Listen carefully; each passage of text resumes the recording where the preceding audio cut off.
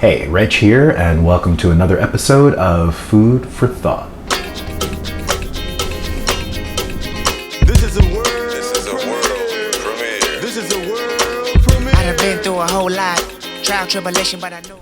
So, the World Health Organization recently announced the findings from a study which brought together health professionals from 10 different countries, and the verdict is meat causes cancer.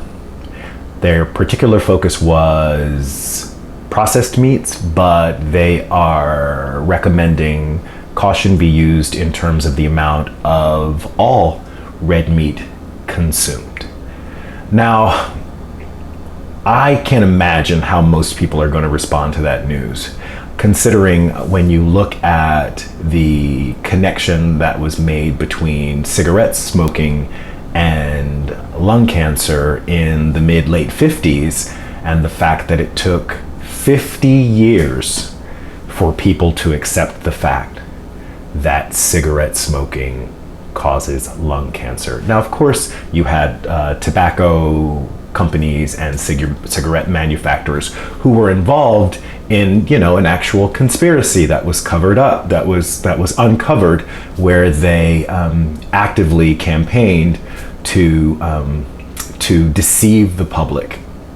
So, with that in mind, we have, a powerful meat industry and fast food industry that will likely not take the news of meat causing cancer sitting down. So I'm really interested to see, what develops over the next few months as the debate about meat, the use of meat and health. Certainly, I've already started hearing people say, well, there are some benefits to eating meat and that they don't recommend people stop eating meat. However, those who have been doing any research know that the benefits that can be gained from eating meat can also be gained from a plant-based diet.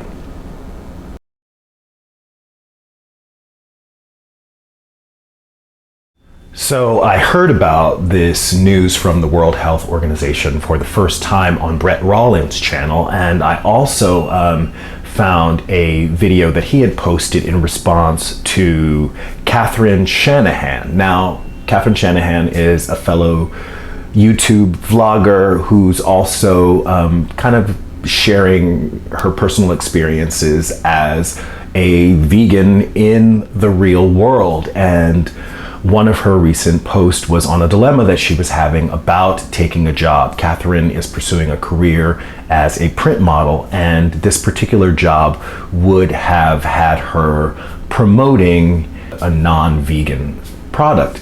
And she was conflicted about it, and then it turned out that she actually went on the casting call, and so then was experiencing some guilt, but she was sharing it all on her channel. And I have to first of all commend Catherine for bringing that question out into the open instead of just dealing with it in secret.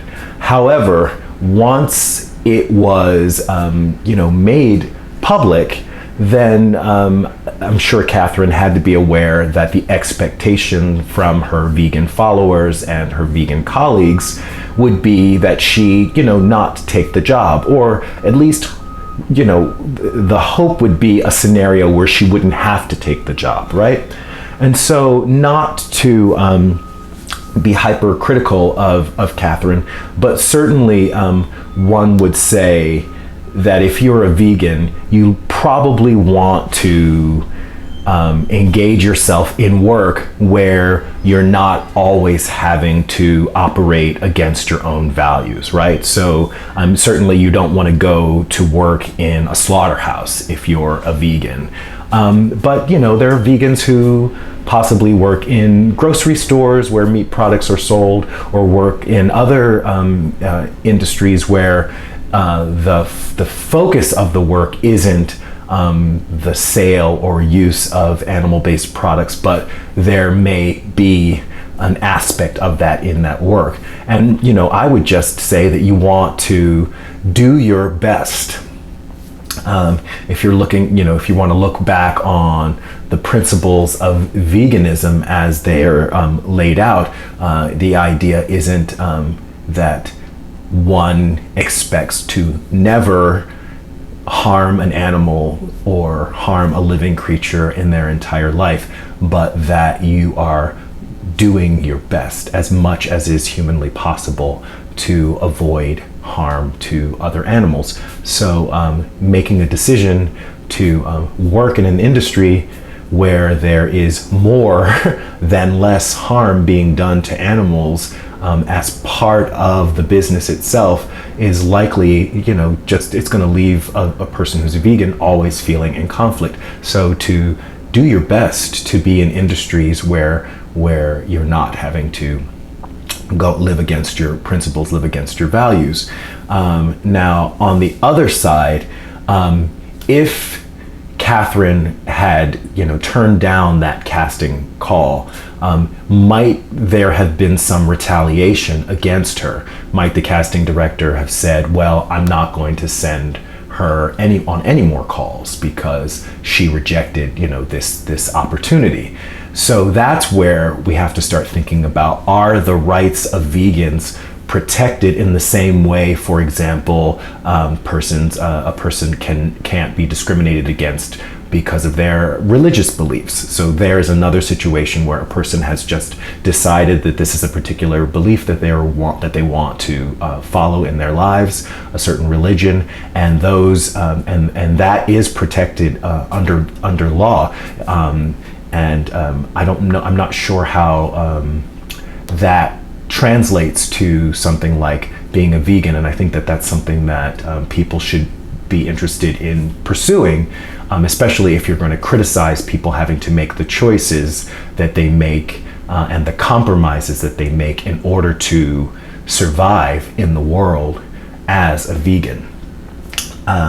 So definitely trying to live a life where you're in balance and you're not doing things that go against your value, finding, a line of work, if it's possible, right? And then when it's not, just how can we protect people as much as we can through policies so that they can't be discriminated against, be the target of discrimination because they choose to live a vegan lifestyle.